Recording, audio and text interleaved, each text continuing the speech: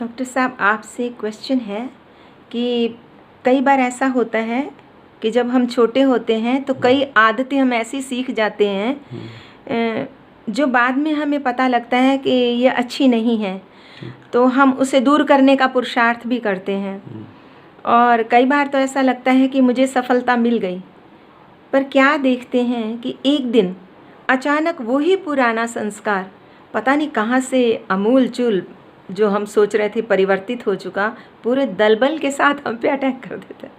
उस समय मन में थोड़ा पीड़ा भी होती है, तो उसको कैसे परिवर्तित किया जाए, उसके लिए आप कुछ हमें स्टेप्स बताएंगे कृपया।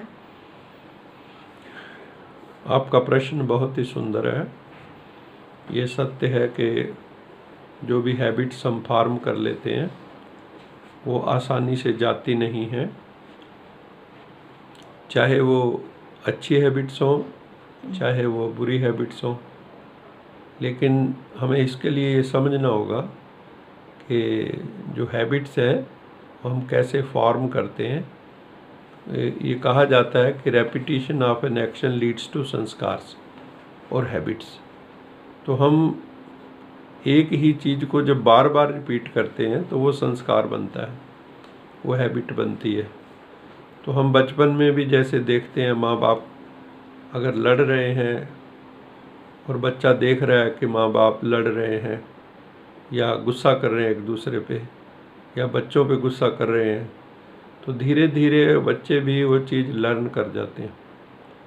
तो हम भी जो है एक चीज़ को बार बार जब एक्सपोज होते हैं तो वो धीरे धीरे हमारा संस्कार बन जाता है। जिस चीज़ को हम कभी एक्सपोज नहीं हुए उसका संस्कार कभी नहीं बनता, वो भी रेपिटिटिवली बार बार। तो इसमें संस्कार बन जाते हैं, जैसे किसी के सिगरेट पीने के बन गए, किसी के क्रोध के बन गए, किसी का कोई और एडिक्शन है उसके संस्कार बन गए। तो ये संस्कार या हैबिट्स बार बार किसी चीज़ को रिपीट करने से होती हैं। और सीखते हम समाज से ही हैं, अपने पेरेंट्स से, टीचर से, अपने दोस्तों से, अपने वातावरण से। अगर हम किसी अच्छे वातावरण में रहते हैं तो वहाँ हमारे संस्कार चेंज होने शुरू हो जाते हैं। जैसे हम माउंट आबू में जाते हैं, वहाँ पे टोटली स्पिरिचुअल एनवायरनमेंट है, तो वहाँ जो सिगरेट पीने वाले हैं, कई लोग सिगरेट छोड़ आते हैं वहाँ पर, क्योंकि वहाँ मनोबल ऊंचा हो जाता है और इतनी शक्ति आ जाती है कि हम उन संस्कारों को छोड़ सकें। कोई वहाँ पे शराब छोड़ के आ जाते हैं।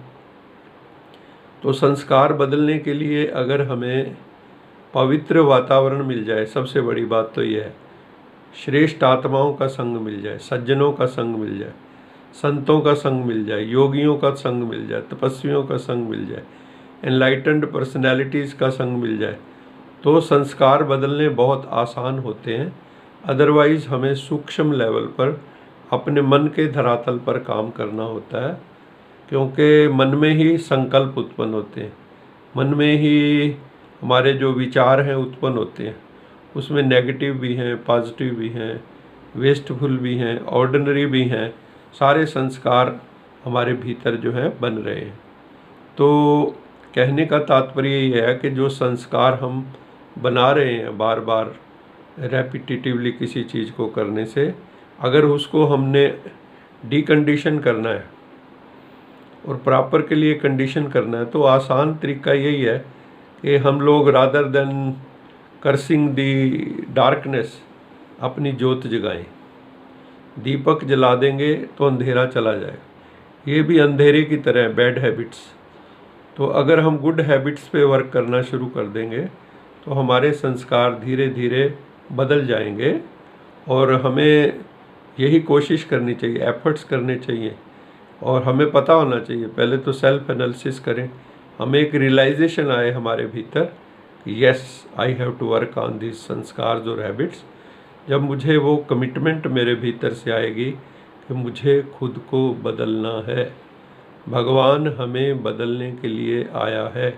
शिव भगवान किस लिए आया है कि जो हमारे कलयुगी संस्कार हैं उनको बदल के हम सतयुगी संस्कार बनाएं, श्रेष्ठ संस्कार बनाएं, पवित्र संस्कार बनाएं। अभी जो हम भोगों में डूबे हुए हैं, इन भोगों से उठकर हम योगमय जीवन जिएं, योगी जीवन जिएं, पवित्र जीवन जिएं, कमल पुष्प समान जीवन जिएं। इस संसार में हम ऐसे रहें जैसे कीचड़ में कमल रहता है।